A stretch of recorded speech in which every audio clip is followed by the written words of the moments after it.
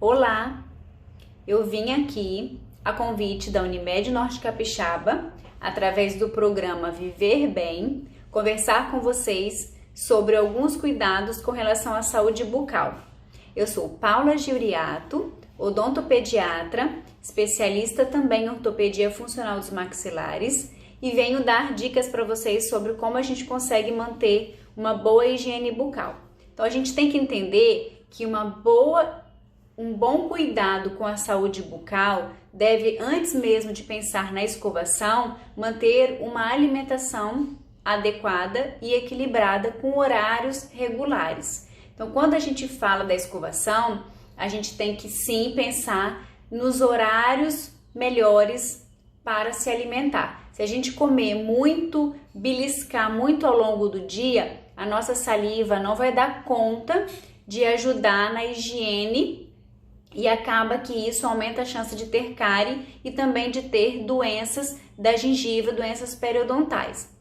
Quando a gente fala também de alimentação, o que eu posso pensar em alimentos que vão me facilitar a questão dos dentes serem mais limpos mecanicamente e até com relação aos alimentos. Alimentos fibrosos, como frutas fibrosas, própria laranja, a gente ouve muito falar, né? Maçã, e evitar coisas muito maçudas, né? De muito carboidrato. Então, um pão, biscoito. Então, esses alimentos que são mais amolecidos, a chance de eu ter mais cárie com esses alimentos é maior por conta da cariogenicidade, por conta da chance mesmo de ele formar mais placa no dente do que um alimento mais fibroso como frutas e verduras, né? Mas a gente pensar na saúde que sim precisa ser bem cuidado com uma boa escovação, como eu faço isso? Então, quando a gente pega, a primeira coisa que a gente tem que pensar é uma escova compatível com a boca, não pode ser uma escova muito grande, vou colocar essa aqui para vocês entenderem.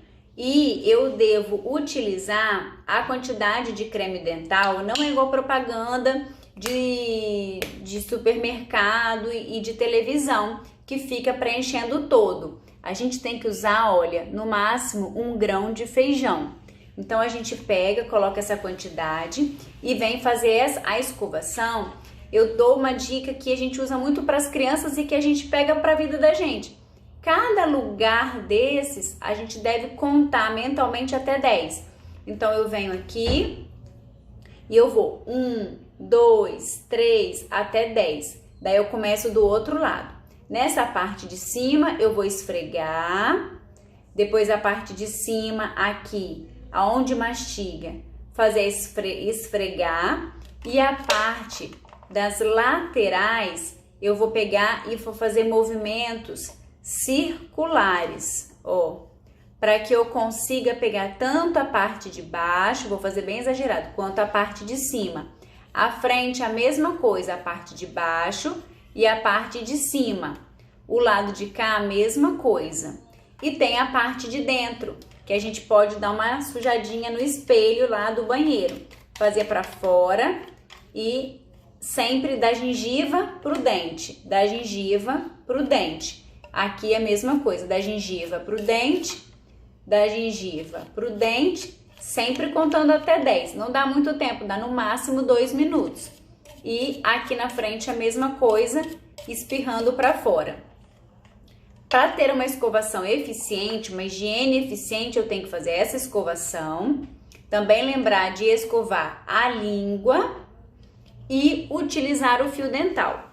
Quando a gente fala do fio dental, a gente precisa de um fio dental que seja mais encerado. Então, eu tenho esse aqui, ó, para mostrar. Gosto de indicar esse. E a gente deve utilizar um fio dental de uma forma que ele fique. A gente enrola no dedo, enrola no outro e faça esse movimento de ponte com o fio dental. Então, a gente já conversou sobre a ponte. E o que vale a gente entender é que a gente tem que passar o fio dental, descer o máximo, puxar ele todo para um lado e vir. Daí eu vou para o mesmo lugar e levo para o outro lado e puxo. Então, toda essa região aqui aqui consegue ser limpa e o outro também. Então, a gente consegue limpar bem essa região e isso também faz diferença no acúmulo de tártaro, que é aquela plaquinha amarelada que vai se endurecendo por conta da nossa saliva e sendo mais fácil, depois que ela vira uma pedrinha ali, que é o tártaro, a gente sim acaba tendo problemas periodontais, problemas de gengiva e não só com relação à lesão de cárie. E aí entra a pergunta que de quanto em quanto tempo eu preciso ir ao dentista?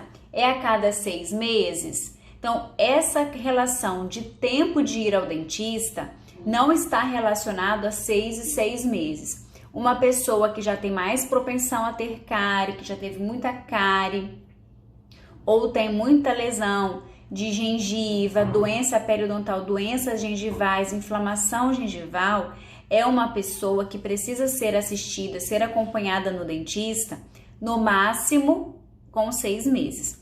Uma pessoa que tem uma higiene de controle, tem baixo índice de ter cárie, de ter problemas gengivais, é uma pessoa que pode ir ao dentista mais do que 6 meses, uma vez por ano, um adulto, né? Agora, se é um adulto que tem muitas complicações dentárias, usa prótese, que aí precisa de uma avaliação mais minuciosa num período menor de tempo, a gente precisa fazer visitas regulares no dentista. Se eu tenho um comprometimento bucal mais importante, o ideal é 4 meses.